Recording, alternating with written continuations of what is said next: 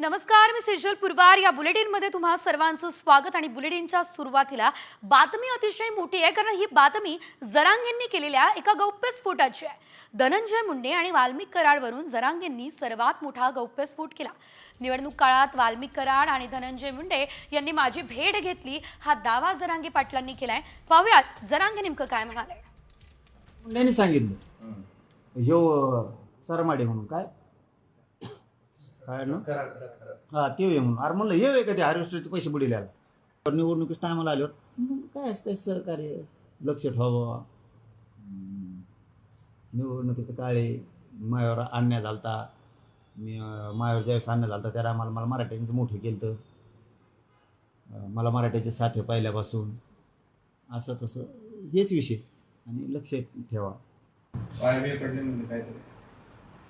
जाऊ द्या ना. सांगितलं तर तेवढं कशाला ठेवता. हत्ती गेल्यानं शिपडायला कशाला सांगा. त्या प्रक्रियेत असतच ना जे आहे आता ती प्रक्रियाच आहे त्या टायमाची. काय करू त्याला मी तरी. सरपंच हत्या प्रकरणात उद्या पत्रकार परिषदेत मोठा गौप्यस्फोट करणारे असं सामाजिक कार्यकर्त्या अंजली दमानिया यांनी म्हटलंय. ऑफिस ऑफ प्रॉफिट या अंतर्गत मंत्री धनंजय मुंडे यांचं मंत्रिपद आणि सोबतच आमदारकीचा देखील राजीनामा द्यावा लागेल, हा दावा अंजली दमानिया यांनी केलाय. आता जे माझ्याकडचे ऑप्शन्स होते, जसं लोकायुक्तानं लिहिलं, ECIला लिहिणं, हे सगळं मी करते. आणि आता जी मला PIL करायची ती देखील मी करणार आहे. आणि एक मोठा खुलासा मी उद्या सकाळपर्यंत करणार आहे. त्याचं अगदी 10% काम माझं बाकी आहे. बाकी पूर्ण काम त्याच्यात झालेलं आहे. तर मला आता खात्री आहे की आता हा राजीनामा नक्कीच येईल. तर सरपंच देशमुख प्रकरणातील फरार आरोपी कृष्णा आंधळेने पुरावे नष्ट केले तर याची जबाबदारी सर्वस्वी प्रशासनाची असेल. मुख्यमंत्र्यांनी या प्रकरणाची दखल घ्यावी, ही मागणी धनंजय देशमुख यांनी आता केलेली आहे.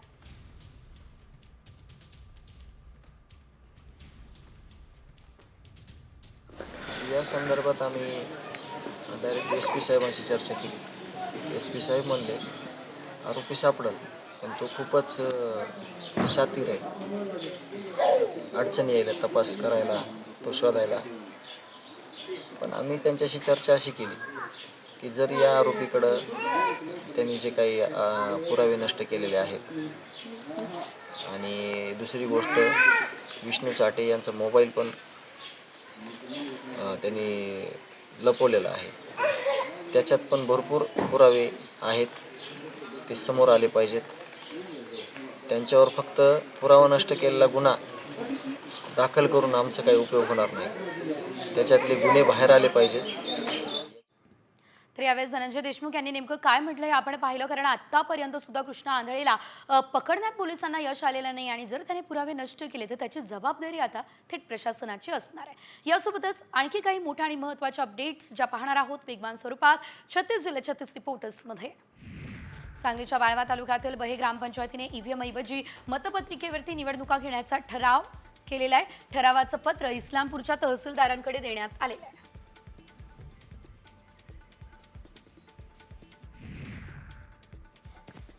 जालन्याच्या लोणी गावामध्ये गोळीबाराची घटना घडलेली आहे. बुलेटवर येत हवेत गोळीबार करून दहशत निर्माण करण्याचा प्रयत्न करण्यात आलेला आहे. तर रविवारी सायंकाळी 4 वाजेच्या दरम्यान हा प्रकार घडला असल्याचं बघायला मिळतंय. या प्रकरणी 3 आरोपींना आष्टी पोलिसांनी ताब्यातही घेतलंय.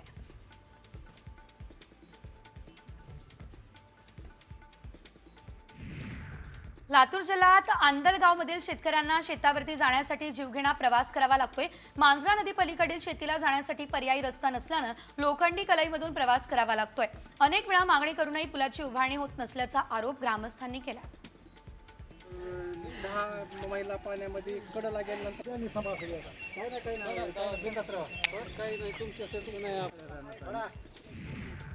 धाराशिवमधल्या हिंगण गावात शेतकऱ्यांना शेतात जाण्यासाठी जीवघेणा प्रवास करावा लागतो.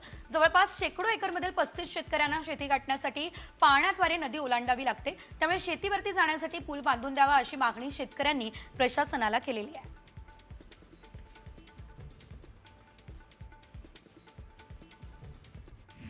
वाशीमध्ये वाईमधील शेतकऱ्याच्या गव्हाणा पिकाचं रानडुकरांनी मोठ्या प्रमाणात नुकसान केलं. रात्रीच्या यावेळेस रानडुकरांनी शेतात घुसून काढणीला आलेल्या पिकाची नासधूस केली. त्यामुळे या शेतकऱ्याला मोठा आर्थिक फटका बसला.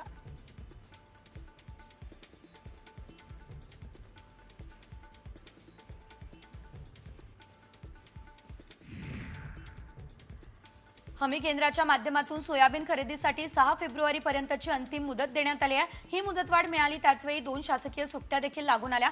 आता उर्वरित 4 दिवसांमध्ये 2 लाख क्विंटल सोयाबीन खरेदी होणार कशी हा प्रश्न आहे. इतक्या मोठ्या प्रमाणात सोयाबीन खरेदीची यंत्रणा उपलब्ध नाही, त्यामुळे शेतकरी धास्तावले.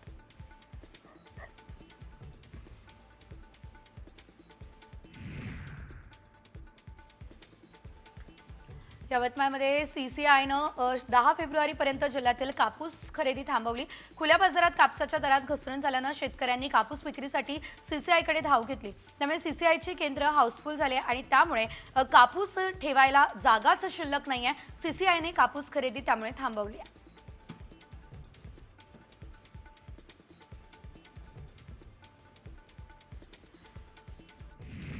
तिकडे खानदेशात मक्याची लागवड यंदा वाढलेली आहे. लागवड सुमारे 1,40,000 हेक्टरवर झाली आहे. खरीपात अतिपावसातील नुकसान आणि अन्य पिकांमध्ये फारशी संधी नाही आहे, त्यामुळे शेतकऱ्यांनी रब्बीमध्ये मक्याला पसंती दिलेली आहे.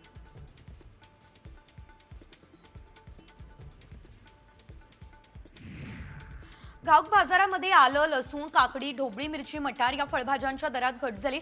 अन्य फळभाज्यांचे दर स्थिर असल्याची माहिती व्यापाऱ्यांनी दिलेली आहे. परराज्यातून 90 ट्रक फळभाज्यांची आवक झालेली आहे.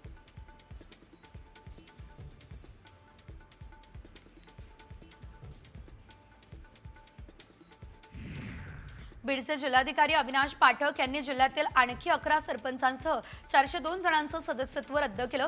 जात वैधता प्रमाणपत्र सादर न केल्यानं ही कारवाई झाली. याआधी 20 जानेवारीला 7 तालुक्यातील 13 सरपंच तर 418 सदस्यांचं सदस्यत्व पाठक यांनी रद्द केलेलं होतं.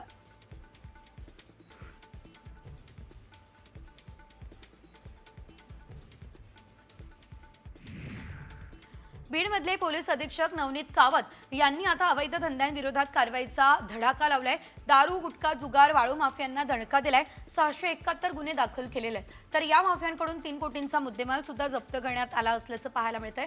फरार आरोपींना अटक करण्याचे आदेश त्यांनी दिले आहेत.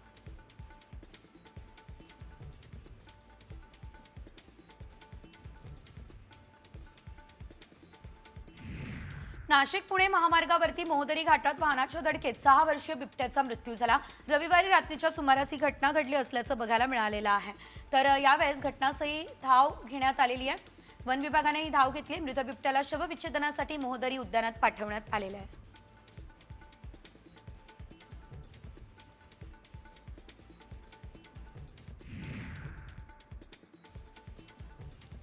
नाशिकच्या बागलाण तालुक्यात एक बिबट्या मादी मृत अवस्थेत आढळलेली आहे. या बिबट्या मादीचा मृत्यू नक्की कशामुळे झाला याचा तपास वन विभाग करतोय. याच परिसरातील मागील 8 दिवसात 2 बिबट्यांचा मृत्यू झाल्यानं एकच खळबळ उडाली असल्याचं बघायला मिळत आहे.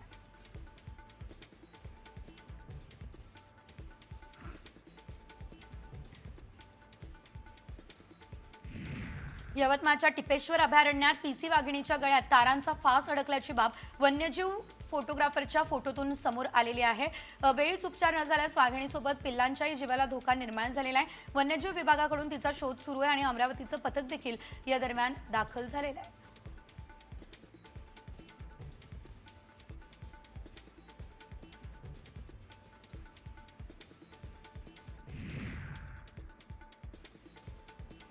नांदेडच्या मुदखेड तालुक्यात शिखाची वाडी या ठिकाणी शेतकऱ्यांच्या ऊसाला आग लागली. तर या घटनेत 11 शेतकऱ्यांचा जवळपास 25 एकरचा ऊस जळून खाक झालेला आहे. शॉर्ट सर्किटमुळे हा ऊस जळाल्याचा अंदाज आहे. यात शेतकऱ्यांचं मात्र मोठ्या प्रमाणात नुकसान झालेलं आहे.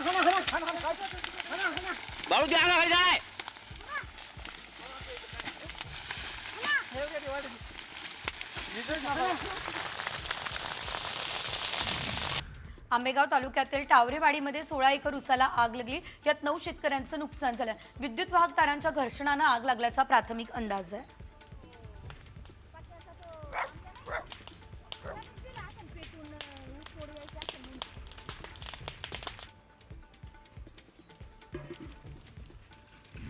पुण्यातल्या गुलटेकडीमध्ये डायस्पॉटमध्ये 8 सिरॅमिक या दुकानांमध्ये आग लागली आणि हे आग विझवण्यासाठी अग्निशमक दलाकडून BSET आणि एक्झॉस्ट ब्लोअरचा वापर करण्यात आला. या घटनेत सुदैवानं कुणी जखमी झालेलं नाही.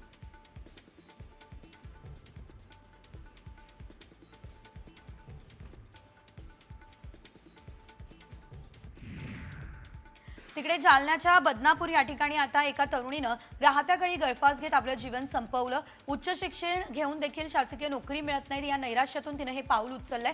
या प्रकरणी बदनापूर पोलीस ठाण्यात आकस्मिक मृत्यूची नोंद करण्यात आलेली आहे.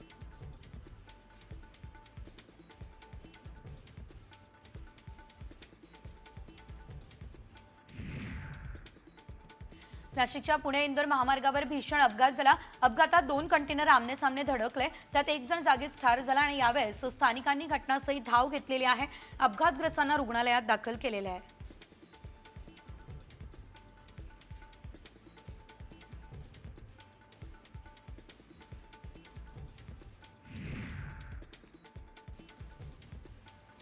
कोल्हापूर जिल्ह्यातील हळदी खंडगाव मार्गावरती रात्री खासगी बसचा अपघात झाला आणि या अपघातात एकाचा मृत्यू, 10 ते 15 प्रवासी जखमी झाले.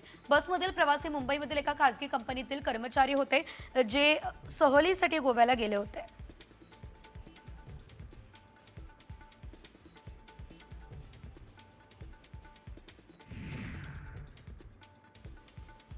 अकोल्यात 7 वर्षाच्या चिमुकलीला भरधाव ट्रकने चिरडले. या अपघातात चिमुकलीचा मृत्यू झालाय. स्कूटीने जाणाऱ्या दोघी बहिणींच्या स्कूटीला ट्रकने जोरदार धडक दिली. अपघातानंतर संतप्त नातेवाईकांसह नागरिकांनी रस्त्यावरच ठिय्या मांडल्या.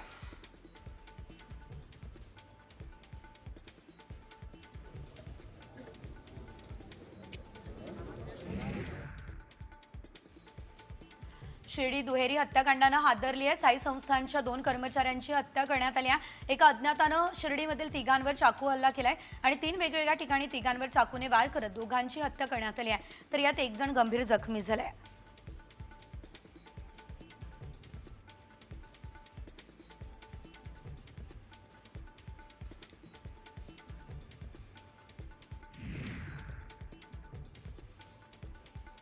भिवंडीमध्ये अल्पवयीन मुलीचा शेजाऱ्यानं विनयभंग केलाय आणि तो फरार झालाय. बातमी पसरताच मोठ्या प्रमाणात स्थानिक घटनास्थळी दाखल झाले. मात्र जमावानं हे सर्व बांगलादेशी असल्याचं समजून घरात राहणाऱ्या तिघांना मारहाण केली.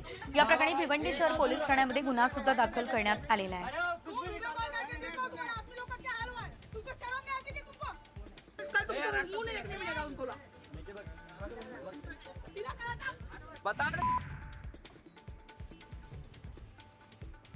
नागपूरमध्ये पोलीस विभागाच्या 2 बीट मार्शल्सकडून नक्षल अभियानाच्या पोलीस निरीक्षकाला मारहाण करण्यात आली आहे. या घटनेत त्याला गंभीर दुखापत झाली आहे. वाडी पोलीस स्टेशन हद्दीतील बारमध्ये ही घटना घडली आहे. पोलीस कर्मचाऱ्यांविरोधात गुन्हा सुद्धा दाखल करण्यात आलेला आहे.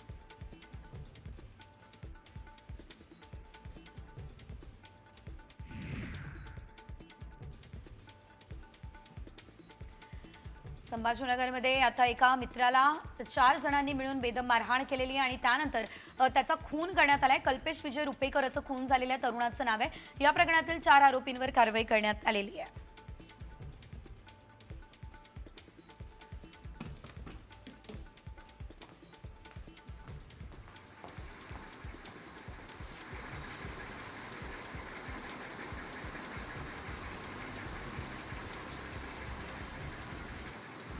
राज्याची सागरी सुरक्षा भक्कम करण्याच्या दृष्टीने मत्स्य व्यवसाय विभागानं महत्त्वाचं पाऊल उचललं.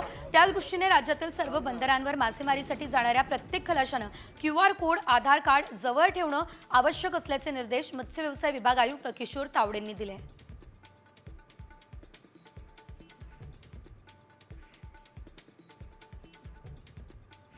केंद्रीय अर्थसंकल्पामध्ये सुधारित उडान योजना जाहीर करण्यात आली. त्यानुसार जळगाव विमानतळावरून नवीन विमानसेवा सुरू होण्याची शक्यता आहे. यात दिल्ली, जयपूर, तिरुपती आणि इंदूर या शहरांसाठी विमानसेवा सुरू करण्याबाबतचा प्रस्ताव नागरी उड्डाण विभागास देण्यात आलेला आहे.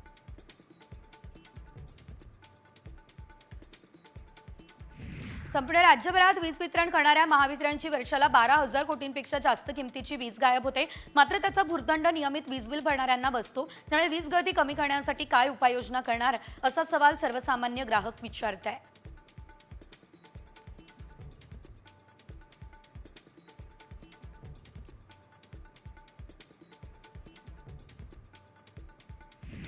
रिझर्व्ह बँक ऑफ इंडियाची लवकरच बैठक होणार आहे. या बैठकीत आरबीआय रेपो रेट संदर्भातला निर्णय जाहीर करणार आहे.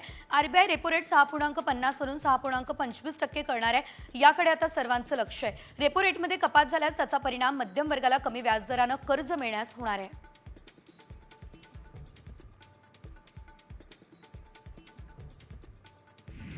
मुंबई मंत्रालयातील शासकीय अधिकारी कर्मचारी लोकप्रतिनिधींनी फेस डिटेक्शन प्रणालीसाठी आवश्यक अशी नोंदणी करण्याचं आवाहन प्रशासनानं केलं. मंत्रालयात प्रवेशासाठी फेस डिटेक्शनवरती आधारित मंत्रालयाच्या सुरक्षिततेमध्ये वाढ होणार आहे. त्यामुळे शासकीय कामकाजात अधिक पारदर्शकता येईल म्हणून हे आवाहन केलं जात आहे.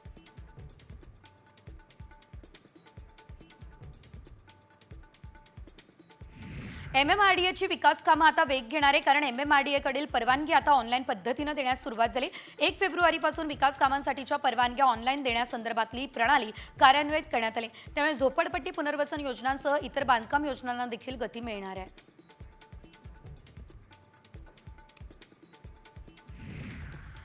आणि आता खास करून नवी मुंबईकरांसाठी बातमी मोठी आणि महत्त्वाची, कारण नवी मुंबईमध्ये उद्या पाणी पुरवठा बंद असणार आहे.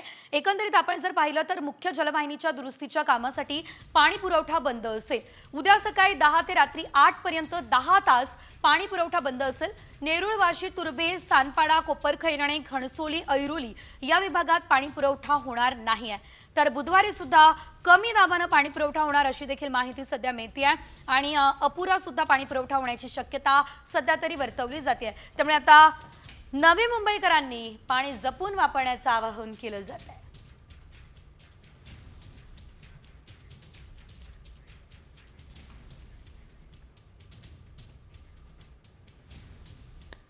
त्यामुळे आता नवी मुंबईकरांसाठीची बातमी आपण पाहिली, मात्र पुढची बातमी खरं तर तुमची थोडीशी चिंता वाढवणारी आहे. असं मी का म्हणतेय, कारण तुम्हीही सॉफ्ट ड्रिंक पिता का? सॉफ्ट ड्रिंकचं जर तुम्ही सेवन करत असाल तर तुम्ही आत्ताच सावध होणं गरजेचं आहे, कारण सॉफ्ट ड्रिंक्समुळे तुम्हाला डायबिटीज होऊ शकतो. आणि हे आम्ही म्हणत नाहीये, तर तसा दावा करण्यात आला. त्यामुळे आम्ही या दाव्याची पडताळणी केली. या दाव्यात नेमकं काय सत्य आहे, काय तथ्य आहे, हे आम्ही पडताळून पाहिलं आणि मग काय समोर आलं पाहूयात. सॉफ्ट ड्रिंक पिणाऱ्यांना डायबिटीजचा धोका. 2022 सालात 22 लाख लोक डायबिटीजचे शिकार. व्हायरल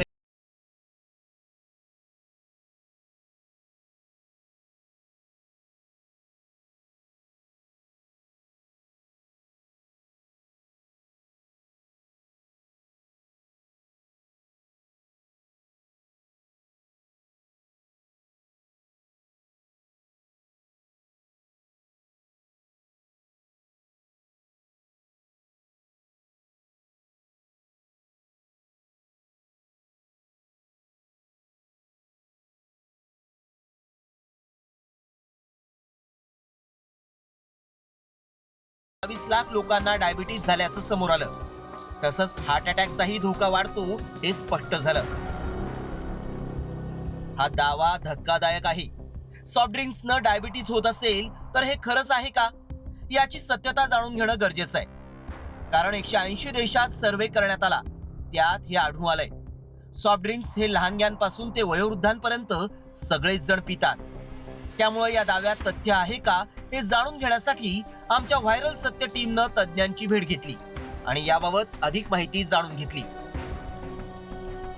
सॉफ्ट ड्रिंक ही गोष्ट अशी आहे की जी साखरेची कमीत कमी 10 आणि जास्तीत जास्त 20 एवढे चमचे एका सॉफ्ट ड्रिंकमध्ये असतात. म्हणजे जर तुम्ही एक 500 mlचं सॉफ्ट ड्रिंक आणलं तर त्याच्यामध्ये तुम्हाला दिसेल की साखरेचं प्रमाण प्रचंड आहे. म्हणजे फ्लेवर्ड साखरेचं पाणी असं त्याचं स्वरूप असतं.